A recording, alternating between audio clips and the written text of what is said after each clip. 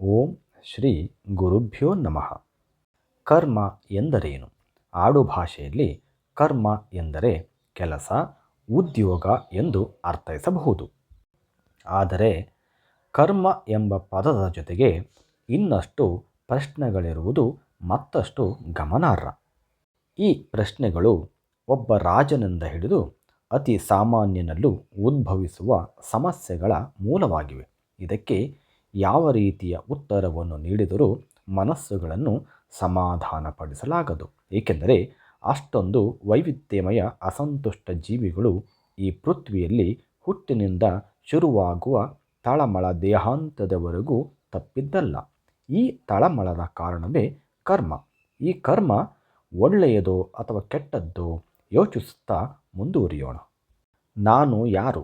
ನಾನು ಎನ್ನುವುದೊಂದು ಅಹಂಕಾರದ ಪರಾಕಾಷ್ಠೆ. ಇದಿಲ್ಲದೆ ಜೀವ ಬದುಕುವುದಿಲ್ಲ, ಜೀವನ ಸಾಗುವುದಿಲ್ಲ. ಪ್ರಪಂಚವು ನಿಂತು ನಡೆಯುತ್ತಿರುವುದು ಇದೇ ನನ್ನಿಂದ. ನಮ್ಮ ಇರುವನ್ನು ಗುರುತಿಸಿಕೊಂಡವೆಂದರೆ ನಾನು ಎಂಬುದು ಜಾಗೃತವಾಗುತ್ತದೆ. ನಾನು ಏತಕ್ಕಾಗಿ ಹುಟ್ಟಿದ್ದೇನೆ ಮತ್ತು ಜೀವಿಸುತ್ತಿದ್ದೇನೆ? ನಾನು ಯಾತಕ್ಕಾಗಿ ಹುಟ್ಟಿದ್ದೇನೆ ಮತ್ತು ಜೀವಿಸುತ್ತಿದ್ದೇನೆ ಎನ್ನುವ ಆಲೋಚನೆಗಳು ಕೋಟ್ಯಾಂತರ ಜೀವಿಗಳಲ್ಲಿ ಮನುಷ್ಯನೊಬ್ಬನಿಗೆ ಮಾತ್ರ ಬರುವುದು. ಬೇರಾವ ಜೀವಿಗಳಿಗೂ ಇದರ ಪರಿವೇ ಇಲ್ಲ. ನಮಗೆ ಯಾಕಿಷ್ಟು ಗೊಂದಲ?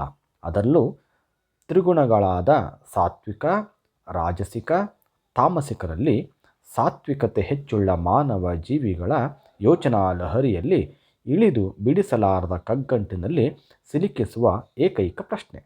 ನಾವು ಚಿಕ್ಕಂದಿನಲ್ಲಿ ಸಾಕಷ್ಟು ಪ್ರಶ್ನಾ ಪತ್ರಿಕೆಗಳಿಗೆ ಉತ್ತರಿಸುತ್ತಾ ಬಂದಿದ್ದೇವೆ.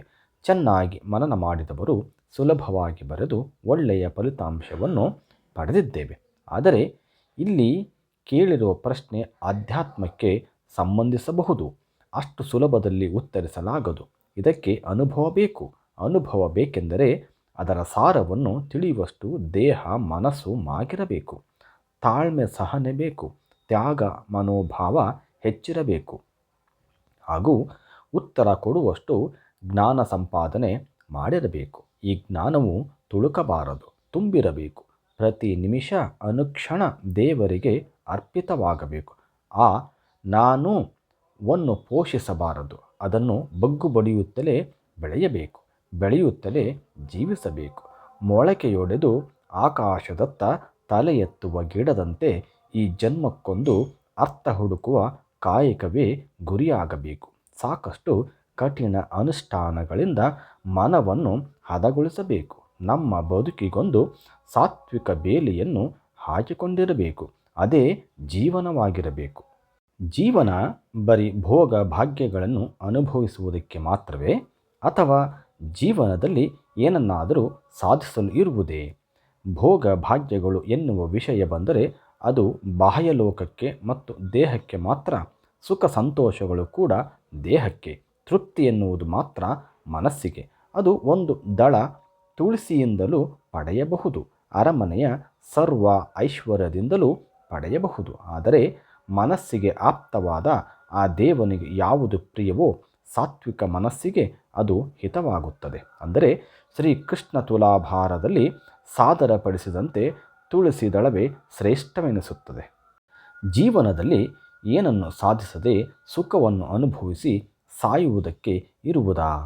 ಇಲ್ಲಿ ಸಾಧನೆ ಎನ್ನುವುದು ಏನು, ಯಾವ ವಿಷಯದಲ್ಲಿ ಎನ್ನುವುದು ಮುಖ್ಯ. ನಾನು ವಿದ್ವಾಂಸನಾದೆ, ನಾನು ಇಷ್ಟೊಂದು ಸಾಧಿಸಿದ್ದೇನೆ, ಸಾಕಿಷ್ಟು ಅನ್ನುವ ಬೀಗುತನವೇ ಇದ್ದರೆ ಅಷ್ಟಕ್ಕೆ ನಿಲ್ಲುತ್ತದೆ ಕಲಿಕೆಯ ಪಯಣ. ಜ್ಞಾನ ಸಂಪಾದನೆಗಾಗಿ ಸಾಧಿಸಬೇಕೆನ್ನುವರು ಅದರೆಡೆಗೆ ಪಯಣ ಮಾಡುತ್ತಲೇ ಇರುತ್ತಾರೆ. ಹಾಗೆಯೇ ತಮ್ಮ ಆಶೋತ್ತರಗಳನ್ನು ತ್ಯಜಿಸುತ್ತಾ ಮುನ್ನಡೆಯುತ್ತಾರೆ. ಅವರಿಗೆ ಇಹಲೋಕದ ಆಕರ್ಷಣೆ ಕಡಿಮೆಯಾಗುತ್ತಾ ಕೊನೆಗೊಂದು ದಿನ ಏನೂ ಇಲ್ಲವಾಗುತ್ತದೆ, ಯಾವುದೂ ಬೇಡವಾಗುತ್ತದೆ. ಆ ನಡಿಗೆ ಅಥವಾ ತಪಸ್ಸು ಬಹು ಕಷ್ಟ ಸಾಧ್ಯ. ಸಾಮಾನ್ಯರಿಗೆ ನಿಲುಕದ ನಿಲ್ದಾಣ. ಆ ಕ್ಷಣ, ಆ ಮಧುರವಾದ ಕ್ಷಣದಲ್ಲಿ ಅವರಿಗೆ ಮೋಕ್ಷಾರ್ಥಗಳು ಒಲಿಯುತ್ತದೆ ಎಂಬ ನಂಬಿಕೆ. ನಾನು ಸತ್ತ ಮೇಲೆ ಏನಾಗುತ್ತೇನೆ? ನಾನು ಪುನಃ ಹುಟ್ಟುತ್ತೇನಾ? ನಾನು ಸತ್ತ ಮೇಲೆ ಏನಾಗುತ್ತೇನೆ ಎನ್ನುವ ಪ್ರಶ್ನೆ ಬರಲೇಬಾರದು. ಏಕೆಂದರೆ ನಮ್ಮ ಧ್ಯೇಯ, ನಮ್ಮ ಸಂಕಲ್ಪ ಮೋಕ್ಷದ ನಿಟ್ಟಿನಲ್ಲಿದ್ದರೆ ಹುಟ್ಟು ಸಾವುಗಳ ಯೋಚನೆ ಬರುವುದೇ ಇಲ್ಲ. ಈ ನರಜನ್ಮವನ್ನು ಸಾರ್ಥಕಪಡಿಸಿಕೊಳ್ಳುವ ಮಟ್ಟದಲ್ಲಿ ಚಿಂತನೆಗಳಿದ್ದರೆ ಇದು ಹತ್ತಿರ ಸುಳಿಯುವುದೇ ಇಲ್ಲ. ನಮ್ಮ ಎಲ್ಲ ದಾಸರುಗಳು ಎಂದೂ ಈ ಬಗ್ಗೆ ಯೋಚಿಸಿದವರಲ್ಲ. ಹುಲು ಮಾನವರಾಗಿ ಹುಟ್ಟಿದ್ದರೂ ಸಹ ಭಕ್ತಿ ಎಂಬ ಭಾವದಿಂದಲೇ ಭಗವಂತನ ಸಾನ್ನಿಧ್ಯ ಪಡೆದವರು. ಅದಕ್ಕಾಗಿಯೇ ಅವರು ಹೇಳಿರುವುದು, ನರಜನ್ಮ ಬಂದಾಗ ನಾಲಿಗೆ ಇರುವಾಗ ಕೃಷ್ಣ ಎನ್ನಬಾರದೆ ಎಂದು.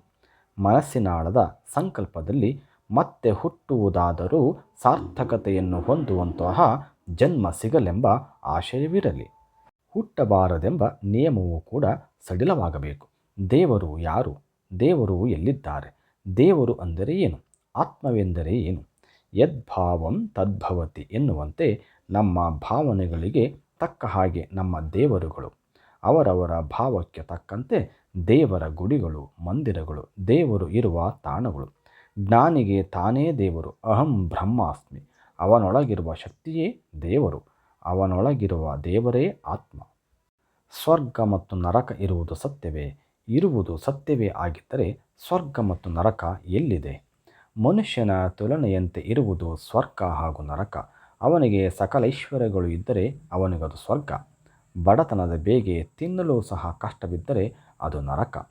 ಮೇಲೊಂದು ಸ್ವರ್ಗ, ಕೆಳಗೊಂದು ನರಕ. ಎಲ್ಲವೂ ಆತ್ಮಾನಂದದ ಚರ್ಚೆಯಲ್ಲಿ ಸಿಗುವ ಉತ್ತರಗಳು. ಕೊನೆಯ ಪ್ರಶ್ನೆ, ಜ್ಞಾನೋದಯ ಎಂದರೆ ಏನು?